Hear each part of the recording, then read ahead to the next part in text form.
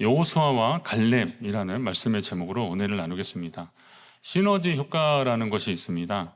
두 개 이상의 요소가 서로 작용해서 발생된 효과가 개별 요소의 효과들보다 더 큰 효과를 발생하는 것을 말합니다.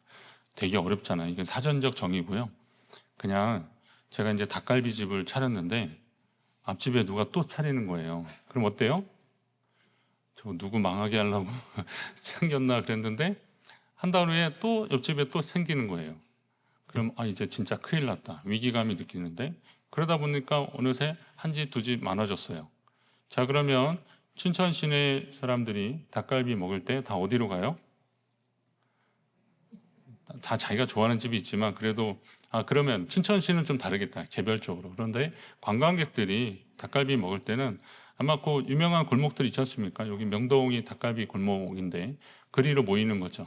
혼자 있을 때보다 두 집, 세 집 좀 많아지면 물론 그 안에서도 경쟁이 좀 있긴 하겠지만 그래도 딱 사람들의 인식이 닭갈비 먹으려면 거기 가겠다. 전국적으로 봤을 때 닭갈비 먹으려면 어느 동네로 가야 돼요? 춘천으로 가야 됩니다. 누가 태기동이라고 그러십니까? 명동 있는데. 예. 제가 춘천 중앙교회잖아요. 저보고 닭갈비는 얼마나 드세요? 막 그러더라고요. 예, 많이 먹을 때 일주일에 한 5번도 먹은 적도 있는데 어쩔 때 한 번도 안 먹고. 그렇지만 아무튼 닭갈비 하면 춘천 하는 겁니다. 그런데 거기에 많은 식당들이 함께 있으니까 그런 시너지 효과가 있는 겁니다. 이런 것처럼 이제 협력작용, 상승 효과라고도 합니다. 이런 원리로 성경의 인물들 중에서 개별적으로도 한 사람 한 사람도 훌륭하지만 함께 있을 때 또 더 믿음의 교훈을 주는 사람들이 있습니다. 모세와 아론, 네, 딱 나오잖아요. 모세와 아론, 다윗과 요나단, 일부 때 골리앗 이러시더라고요. 다윗과 요나단, 에스라, 느헤미야 이렇게 같이 사역했던 사람입니다. 베드로와 요한, 베드로와 요한입니다. 베드로와 요한이 같이 기도하러 가고 병자 고치고 막 기적 베풀고 같이 옥에 갇히고 그랬잖아요. 그리고 바울과 신라, 바울과 바나바 이렇게만 있습니다. 이렇게 조합이 있어요. 물론 대조적인 의미로 가인과 아벨, 이삭과 이스마엘, 야곱과 에서, 모르드게와 하만 이런 식으로 이렇게 대조적인 사람들도 있지만 성경이 이런 조합이 우리에게 주는 교훈은 믿음의 여정에서 어떤 만남을 갖느냐에 따라서 그의 삶이 달라지는 것을 알 수 있습니다. 보통 자녀나 누군가를 위해서 기도할 때 우리 많이 하는 것이 만남의 축복을 달라고 그렇게 기도하지 않습니까? 어제 제가 돌 맞은 아이한테 가서도 기도할 때 만남의 축복을 달라 그랬어요. 좋은 친구와 스승과 또 좋은 동역자들을 만나는 그런 축복이 있게 해달라고 기도했습니다. 그 복된 만남의 경우로 빠질 수 없는 조합이 오늘 여호수아와 갈렙입니다. 이 두 사람의 이름만 들어도 우리는 무엇을 말하는지 알 수 있을 정도입니다. 오늘은 이 여호수아와 갈렙, 그들의 믿음의 내면으로 한번 들어가 보려고 합니다. 우선 여호수아와 갈렙이 각 지파에 속해 있던 사람들인데 여호수아는 에브라임 지파 사람이고 갈렙은 유다 지파 사람입니다. 에브라임 지파 출신 여호수아는 이스라엘과 아말렉 두 민족 사이의 전투에서 이미 그 이름이 등장합니다. 모세가 기도할 때 여호수아는 최전방에서 아말렉과의 싸움을 지휘했습니다. 아시죠? 모세가 기도의 손이 내리면 지고 또 올라가면 이기니까 아론과 훌이 옆에서 같이 기도의 손을 들어줘서 아말렉과의 전장에서 승리했던 것. 그때 그 장수가 지휘관이 바로 여호수아였던 겁니다. 그리고 가나안 정탐꾼으로 선발할 무렵에 유다 지파의 지휘관인 갈렙이 같이 뽑혔습니다. 그러니까 나이나 그쪽 그 구성으로 봤을 때 갈렙도 이름이 다 나오진 않았지만 아말렉과의 전쟁에서 함께 최전방에서 싸운 사람으로 볼 수 있습니다. 그러니까 여호수아와 갈렙은 이스라엘의 중요한 순간에 대적과 맞서 싸웠던 사람들, 또 섬기는 일에 최선을 다했던 사람들로 보면 됩니다. 그런데 흥미로운 것은 아까 말씀드린 대로 여호수아는 에브라임 지파 사람이고 갈렙은 유다 지파 사람이라는 사실입니다. 애굽에서 요셉이 총리가 되어서 이제 가족들 다 왔는데 아버지 야곱이 돌아가시기 전에 가족들에게 다 이제 하나하나 축복하잖아요. 그런데 그때 애굽에서 낳은 두 아들을 데리고 갑니다. 그게 바로 므낫세와 에브라임. 출생 순서는 그런데 야곱이 이제 손을 어깨 올려서 이렇게 기도하면서 이제 에브라임과 므낫세 이런 이름이 우리에게는 순서가 더 익숙한데, 그럴 때 그 기도할 때 야곱은 이 요셉의 두 아들에게 갑절의 축복을 줍니다. 근데 이 갑절의 축복이, 갑절의 분깃이 어떤 의미가 있었는가 보면, 나중에 이스라엘 백성들이 가나안 땅을 다 이제 점령하고 나서 땅을 분배받을 때 그 야곱의 12아들들을 12지파로 하지 않습니까? 그 뭐 이제 광야의 여정에서도 그렇게 했었고요. 그런데 레위 지파는 중간에 하나님 섬기는 것을 기업으로 했기 때문에 나중에 땅도 받지 않고 하나님 섬기는 걸 기업으로 받았습니다. 그러면 이제 11아들인데 요셉의 두 아들이 각 지파가 된 겁니다. 그래서 12지파가 채워졌게 됐는데, 그런데 이 에브라임과 므낫세 지파가 다른 지파에 비해서 월등히 좀 많이 있었습니다. 가나안 땅을 요단을 건너갈 때 요단 동편에 남아 있었던 사람들이 있는데 르우벤과 갓 그리고 므낫세 지파 중에서 반이 남아 있어요. 그리고 요단으로 건너가서도 므낫세 지파 중에 반이 있을 정도로, 그러니까 므낫세는 이렇게 반을 나눠도 넉넉할 정도로 많은 지파였습니다.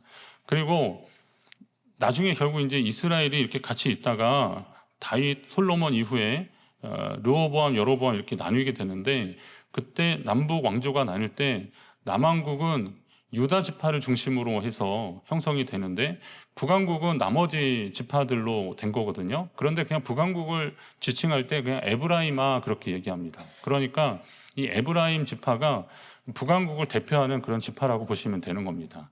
자, 이 정도 되면 유다는 또 어땠냐면, 유다를 위해서 야곱이 또 기도할 때는 이스라엘의 규, 그러니까 이 규가 유다를 떠나지 아니하며 통치자의 지팡이가 그 발 사이에서 떠나지 아니하기를, 그런 기도를 해주거든요. 그러니까 이스라엘의 왕이 유다 지파 중에 나올 거라는 겁니다. 그리고 실제로 또 유다 지파도 그 규모가 또 굉장히 상당했습니다. 그럼 유다 지파가 가지는 생각은 뭐냐면, 이스라엘의 왕이 우리 지파 가운데 나올 것이다 라고 하는 자부심이 있었습니다. 에브라임도 우리는 2배의 갑절의 복을 받은 그런 지파다라고 하는 생각이 있었습니다. 그러니까 둘 다 막강했었습니다. 근데 이 막강한 지파의 지도자들, 지휘관들이었거든요. 그런데 이 두 사람이 서로 만난 겁니다. 어쩌면 뭐 묘한 경쟁 관계 같은 그런 두 사람이 만났는데, 어쩌면 약간 대립하고 시기할 수도 있는데, 이 사람들이 왜 만났냐? 하나님의 일을 위해서 만났다는 겁니다. 그렇기 때문에 개인적인 성향이나 그리고 역량보다는 하나님 안에서 그들은 하나 되는 일을 했다는 겁니다.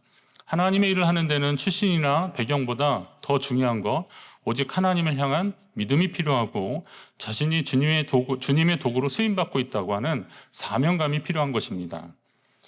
이전에 제가 제자훈련 그 세미나 갔다 왔는데, 그 유럽에서 제자훈련으로 꽤 오랫동안 하셔서 교회가 큰 부흥을 경험한 곳입니다. 독일에 있는 프랑크푸르트에 있는 교회인데, 그 교회에 그 이제 유학 온 친구들이 좀 와서 그 공부하면서 연주 활동도 하고 그랬는지, 그 세미나 기간 동안에 좀 브레이크 타임에 거기 출신들이 또 거기서 직접 비행기 타고 온 분들도 있더라고요. 그래서 연주회를 해준 겁니다. 근데 굉장히 수준 높은 연주회를 해줘서 저희는 뭐 눈도 호강하고 기도 호강하고 그래서 목사님께 이제 감사하다는 마음으로, 목사님 그 교회는 성가대가 아주 쟁쟁하겠습니다. 그랬더니 목사님이 그러시더라고요. 우리 교회에 성악하는 사람들만 한 5, 60명이 된대요. 그러니까 한국에서 내노라 하는 사람들이 독일에 가서 성악으로 전공을 하는 거니까. 자, 성가대는 어떨까요? 우리 시온 성가대보다 잘 할까요? 못할까요? 예, 목사님이 그러시는데 이게 쉽지 않더라는 겁니다.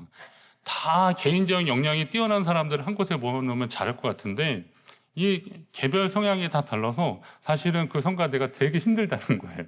아니, 잘하고 있는데 이게 쉽지 않다는 얘기를 하는 거예요. 지휘자가 그래서 있어야 필요한 거거든요. 그런 얘기를 들으면서 그렇구나. 개별적으로 다 뛰어난데 이 소리를 좀 낮추고 이 하모니를 만들기 위해서 필요한 일들이 있구나. 그것은 결국은 뜻과 목적이 같아야 되는 겁니다. 여호수아와 갈렙은 그 지파 그 배경만 보면 그들은 하나만 가지고도 한 나라를 이룰 만한 사람들인데, 하나님 앞에서 낮추고 그리고 또 하나님의 뜻을 위해서 겸손하게 섬기는 일을 했던 것입니다.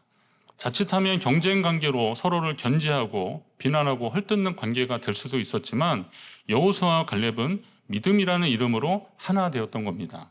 오늘날에도 우리 각자의 처지와 형편, 심지어 믿음의 분량도 다르겠지만 주를 믿는 믿음 안에서 하나 되는 역사가 계속 일어나기를 간절히 바랍니다. 부정적으로 보고한 10명과 달리 여호수아와 갈렙은 믿음으로 바라보는 긍정의 보고를 했던 것 지난주에 계속 말씀드렸습니다. 그들은 가나안 땅이 아름답긴 하지만, 부정의 보고를 한 사람들, 가나안 땅이 아름답긴 하지만 거기 사는 가나안 족속이 하도 크고 강해서 우리는 그들에 비하면 메뚜기 같다. 우리가 스스로 봐도 그러니 그 사람들이 보면 오죽하겠냐. 그 사람들도 보기에 그럴 것이다 라고 아주 걱정과 두려움 가득한 그런 보고를 했습니다. 그와 같은 보고에 온 회중이 소리를 높여 부르짖으며 밤새 통곡했다 그랬습니다. 그리고 지도자 모세와 아론을 원망하면서 우리가 그냥 애굽에서 살았으면 좋았을 것을, 또 차라리 광야에서 죽었으면 좋았을 것을, 어떻게 그 땅으로 우리를 인도해서 그들의 칼에 다 쓰러지게 하려느냐, 전쟁에서 그렇게 잔인하게 죽임당하게 하느냐, 그렇게 우리의 처자도 다 잡히고 다 죽게 될 것이다, 이렇게 걱정하면서 지도자를 원망하기 시작하는데, 이게 당장이라도 모세와 아론을 돌로 칠 기세였고 실망한 그들의 울부짖음은 거대한 저항이 되었습니다. 여러분 같으면 이런 상황에서 어떻게 반응하시겠습니까? 참 두렵지 않을까요? 모세와 아론이 이스라엘 자손의 온 회중 앞에서 엎드린지라 그랬는데, 이 엎드렸다는 게 두려워서 납작 엎드렸다 이런 표현이 아니라 학자들은 이 부분을 이 얼굴을 땅에 댔다, 이 파님이라는 얼굴을 땅에 댔다라는 단어를 써서 하나님께 기도할 때의 표현이거든요. 그래서 그들은 하나님께 기도했다는 겁니다. 성난 군중들 앞에서 어쩔 줄 모를 그런 상황에서 모세와 아론이 할 수 있는 것은 결국은 기도라는 겁니다. 저는 목회자의 심정으로 이 상황을 한번 좀 봤습니다. 한번 그 연상을 해봤어요. 군중들, 그 성난 군중들 모세와 아론이 할 수 있는 것은 아무것도 없었습니다. 이 거칠고 불평이 가득한 백성이 그나마 여기까지 오게 된 것은 젖과 꿀이 흐르는 땅에 들어가게 될 것이라고 하는 희망 때문이었는데, 그 희망이 사라져버린 상황에서 이제 믿음이 연약해지고 강팍해지고 그러니까 새로운 지도자를 세워서 애굽으로 돌아가자라고 하는 주장을 하는 것이 어쩌면 더 타당해 보이는 그런 상황. 자, 이럴 때 그러니까 백성들의 신뢰가 계속되지 않는 그런 상황에서 모세와 아론이 그래 잘 됐다, 여기까지다, 나도 뭐 더 이상 하고 싶은 생각 없다, 그래 가자, 그렇게 하고 포기했겠느냐? 그게 아니라는 거죠. 그들은 기도했던 겁니다. 가장 어려운 순간에 할 수 있는 것, 그게 바로 기도입니다. 세월이 지나갈수록 결국 우리가 의지할 것은 예수 그리스도밖에 없습니다. 기도는 우리가 아닌 주님이 하실 일을 기다리는 성도의 표현, 몸부림입니다. 여러분 어려운 일 만날 때 세상 다른 거 의지하지 마시고 주님 앞에 기도하며 믿음으로 나아가시기 바랍니다. 모세와 아론이 그렇게 하나님을 신뢰하고 그리고 맡기고 기도했더니 하나님이 여호수아와 갈렙 이 두 사람을 통해서 응답하셨습니다. 그들은 자신들의 옷을 찢으며 답답한 거죠. 속상한 거죠. 안타까운 거죠. 그리고 백성의 그 믿음 없음을 회개하며 옷을 찢었습니다. 그리고 나서 선포합니다. 우리가 정탐하고 온 땅은 매우 아름다운 땅이 맞습니다. 그 땅은 하나님이 우리에게 주시려고 한 땅이 분명합니다. 하나님이 우리를 기뻐하시면 그 땅을 우리에게 주실 것입니다. 과연 젖과 꿀이 흐르는 그 땅을 우리에게 주실 것입니다 라고 외칩니다. 이들의 외침 속에는 기골이 장대한 그 아낙 자손의 이야기는 없습니다. 그들도 눈이 있는데 40일간 정탐하고 왔는데 아낙 자손 왜 못 받겠습니까? 그러나 하나님이 함께 하시면 그들은 문제가 될 것이 없다는 믿음이 있었기 때문에 아낙 자손에 대한 두려움보다는 하나님이 주실 축복의 땅에 대한 그 믿음이 더 확실했기 때문에 그게 더 크게 다가왔던 겁니다. 맞습니다. 우리 앞에 있는 거대한 장애물도 하나님이 우리에게 주실 복에는 비할 바가 못 되는 겁니다. 사도 바울도 로마서에 그런 얘기하잖아요. 현재의 고난은 장차 우리가 받을 영광에 결코 비교할 것이 안 된다는 거예요. 비교할 것이 못 된다는 거예요. 지금 우리가 만나는 어려움은 우리가 이후에 하나님께 받을 영광에 비해서 비교할 것이 안 된다. 그렇습니다. 믿음의 눈으로 바라보면 지금 있는 것보다 더 큰 하나님의 손길을 우리는 보게 되는 겁니다.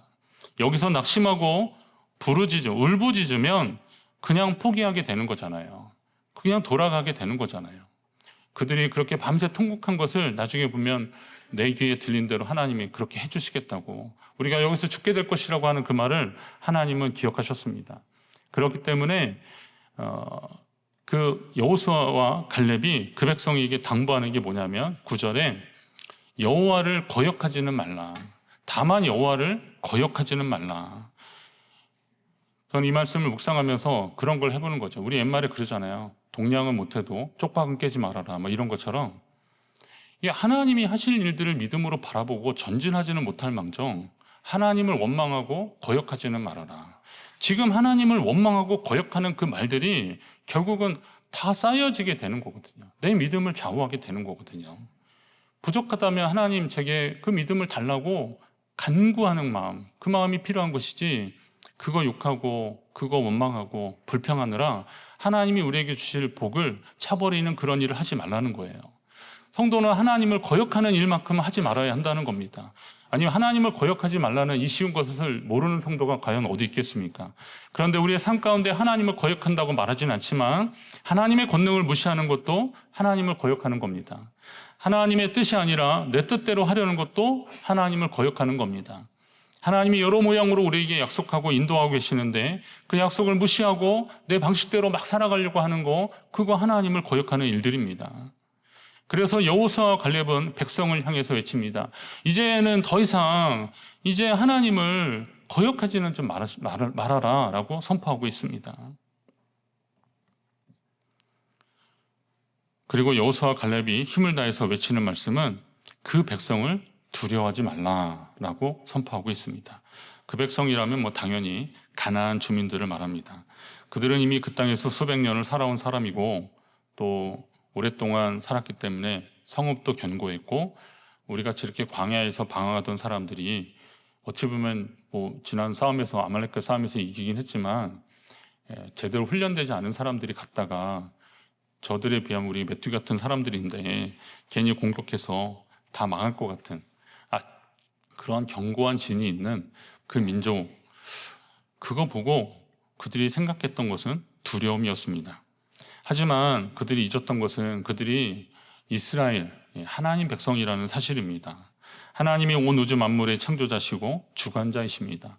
그 하나님이 저 땅을 하나님의 백성들에게 주시겠다고 약속하셨다면 이미 하나님은 계획과 뜻을 가지고 계신 것입니다.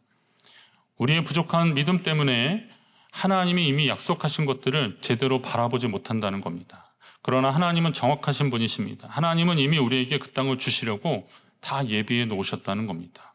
우리 한번 따라할까요? 하나님은 다 계획이 있으셨구나. 여러분 이런 적 없으십니까? 저는 이렇게 살면서 그거 많이 느끼거든요. 그때 제가 막 좀 고심하고 막 그랬었는데 지나고 나서 보니까 하나님은 다 계획이 있으셨구나, 이런 생각이 들더라고요. 하나님의 방법들이잖아요. 하나님이 다 계획하시고 준비하셨으니까 단지 우리가 믿음으로 그것을 차지하면 되는 겁니다. 즉석식품 같은 거 이렇게 사면 거기에 이렇게 조리예가 있잖아요. 봉지를 뜯고 어떻게 가지고 넣어서 레인지에, 전자레인지에 몇 분 돌리면 됩니다. 그러면 끝, 그런 거예요. 그런 즉석식품 하나도 거기 조리예를 보고서 그렇게 해서 우리가 음식을 취하고 그러는데, 하나님이 많은 성경의 약속들을 통해서 우리에게 주신 것들이 있는데 그걸 의심하는 시간만큼 지체되는 거고, 그리고 하나님이 주시려고 하는 것들을 우리가 자꾸 놓치는 거 아니겠습니까? 우리가 포기하지 않고 믿음으로 최선을 다할 때 하나님의 큰 도움을 받을 줄로 믿으시기 바랍니다. 그러나 저들을 두려워해서 아무것도 안 하면 아무 일도 일어나지 않는 겁니다. 오히려 폐색이 더 짙어지고 말 것입니다. 두려워하면 시작도 못하고 승리에서도 멀어질 것입니다. 그러니 여호수아와 갈렙이 더 크게 외치는 겁니다. 그 백성을 두려워하지 말라. 그 백성을 두려워하지 말라. 이 두려움 때문에 하나님이 우리에게 주시는 믿음의 약속들을 보지 못하는 그런 일 하지 말아라 라는 겁니다. 두려움의 원인이 앞일을 예견하지 못해서, 이렇게 예측하지 못하는 것 때문에 그렇다 그러잖아요. 앞을 잘 모르니까 요즘이야 이제 거기 여러분은 그런데 잘 안 가시겠지만 예전에 귀신의 집 같은데 이렇게 들어가 보면 어때요 분위기가? 이렇게 대낮처럼 화납니까? 일단 그냥 캄캄하잖아요.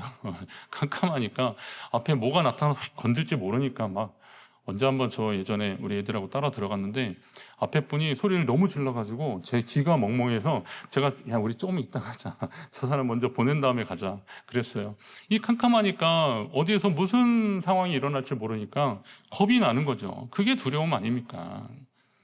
10명의 정탐꾼과 낙심하는 백성들은 가나안에 거주하는 거대한 안악 자선을 보니까 그게 두려움이 있었던 건데 그 두려움이 크니까 그 두려움 때문에 하나님이 예비하신 천군 천사를 보지 못하니까 그 두려움이 커졌던 겁니다. 그들은 견고한 성을 보았을지 모르지만 하나님의 강한 팔과 손은 보지 못했던 겁니다. 그걸 못 봤으니 두려웠던 것입니다. 그러나 여호수아와 갈렙은 그걸 본 거죠. 그렇기 때문에 하나님을 거역하지는 말라, 그들을 두려워하지 말라라고 선포할 수 있었습니다. 여호수아 갈렙, 여호수아라는 이름의 뜻이 여호와는 구원이시다라는 뜻이고 갈렙은요, 이게 갈렙에 대한 이름의 뜻이 분분하긴 한데 그냥 나온 대로 하면 개입니다. 개, 독. 그러니까 이름이 개야? 막 그러는데 이게 당시로 봐서는 개의 속성을 얘기하는 거죠. 충성스러운 거거든요. 주인에 충성하는 거죠. 예. 그래서 하나님이 구원이시고 우리가 하나님께 충성하면 하나님이 우리에게 그 땅을 주실 것이다라고 하는 믿음이 이 두 사람의 조합 가운데 있었어요. 그렇기 때문에 그들은 두려움 없이 앞으로 나아가자고 선포할 수 있었던 겁니다.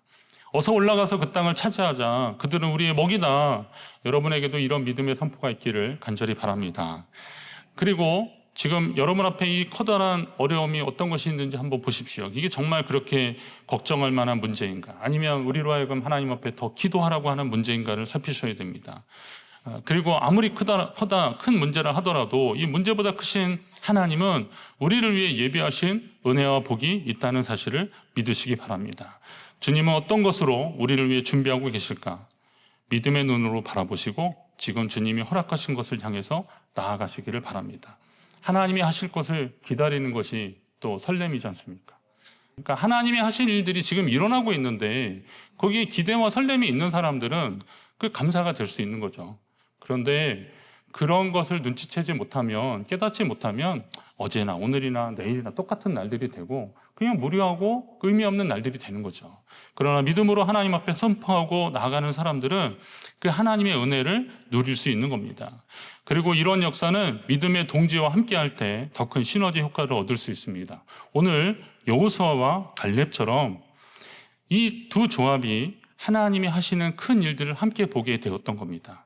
지금 여러분은 옆에 있는 믿음의 동지를 소중히 여기십시오. 여호수아와 갈렙처럼, 모세와 아론처럼, 다윗과 요나단처럼 배경은 달랐지만 서로 하나님 안에서 같은 믿음, 같은 뜻을 가지고 하나님 나라를 위해서 애썼더니 하나님이 그들을 통해서 역사하시고 함께 하신 것입니다. 여호수아 갈렙처럼 하나님이 우리와 함께 하시면 그들은 우리의 먹이다라고 선포하는 믿음의 동역자를 만드시기를 바랍니다. 교회 안에서도 마찬가지입니다. 세우는 사람이 있고 허무는 사람들이 있습니다. 그러나 이왕이면 하나님 안에서 같은 뜻을 가지고 믿음의 동역자들을 잘 만나면 하나님이 우리를 더 세워주실 줄로 믿습니다. 여호수아 갈렙처럼 이런 믿음의 좋은 동지를 통해서 하나님 앞에 한번 이 시너지 효과, 상승 효과를 우리 교회가 다 경험하기를 원합니다. 지금 여러분 옆에 있는 믿음의 동역자를 위해서 축복해 주시고 그와 함께 하나님 앞에 믿음으로 나가시기 바랍니다. 오늘 우리도 하나님의 부르심을 받았습니다. 사역자들만 그렇게 부르심을 받은 것이 아니라 구원받은 주의 자녀들은 다 부르심을 받은 사람들입니다. 그 하나님을 신뢰하고 우리 앞에 놓여있는 문제를 두려워하지 않고 하나님 앞에 믿음으로 나갈 때 하나님이 귀한 역사를 일으키실 것입니다. 우리 교회 안에 그런 역사가 계속되기를 주님의